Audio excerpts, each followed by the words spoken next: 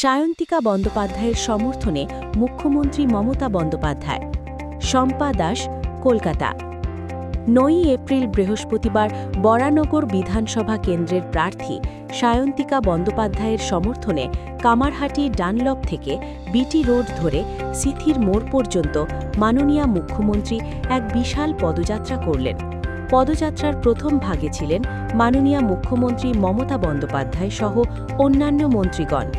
এই পদযাত্রাকে ঘিরে অগণিত তৃণমূল সমর্থক পায়ে পা মেলান এবং বিভিন্ন ওয়ার্ডের কাউন্সিলররা পায়ে পা মেলান। আসন্ন ২৯শে এপ্রিল বিধানসভা ভোটকে কেন্দ্র করে এই পথযাত্রা।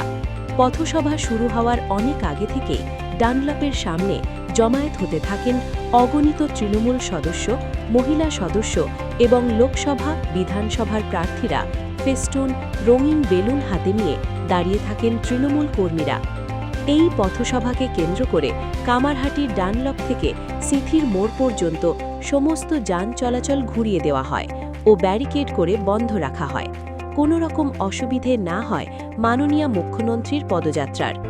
এবং এই পদযাত্রাকে ঘিরে অগণিত দর্শক রাস্তা দুধারে অপেক্ষা করতে থাকেন মুখ্যমন্ত্রীকে স্বাগত জানানোর জন্য।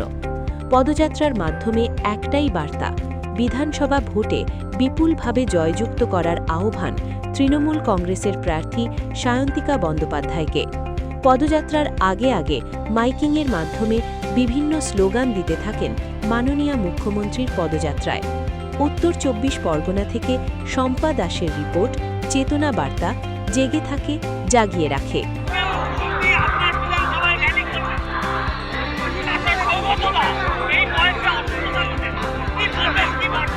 আমরা ভীষণ খুশি, আমরা কৃতজ্ঞ দিদির কাছে যে দিদি বরানগরের মাটি এসে ছুঁয়ে গেছেন। এটা আমাদের আশীর্বাদ এবং তৃণমূল কংগ্রেসের কর্মীরা আরও উজ্জীবিত, সমর্থকরা আরও উজ্জীবিত। মানুষ মমতা দিদিকে আশীর্বাদ করবে, ভোটে জেতাবে, মুখ্যমন্ত্রী করবে। দিদি, তুমি বারবার বলেছিলে এই বছরে তুমি সেইভাবে কাজ করতে পারোনি, বরানগরে একটা বড় প্রবলেম ড্রেনেজ। আমি সেইভাবে কাজ করতে পারিনি বলিনি, আমি বলেছি যেটুকু সম্ভব ছিল ১.৫ বছরে করা আমি সেইটুকু করেছি। যে কাজগুলো সম্পূর্ণ করতে পারিনি সেগুলো আবার আগামী। বিরোধীরা বারবার বলছে তুমি অনেক বিরোধীদের পায়ের তলায় মাটি নেই, ওই জন্য ওরা যা বলছে অসুবিধা নেই। মুখে রাম না, আমার কাজ রাবণের মতো, এরকম করলে তো হয় না। মমতা দিদির র্যালির পরে কোনো অশুভ শক্তির নাম নেব না।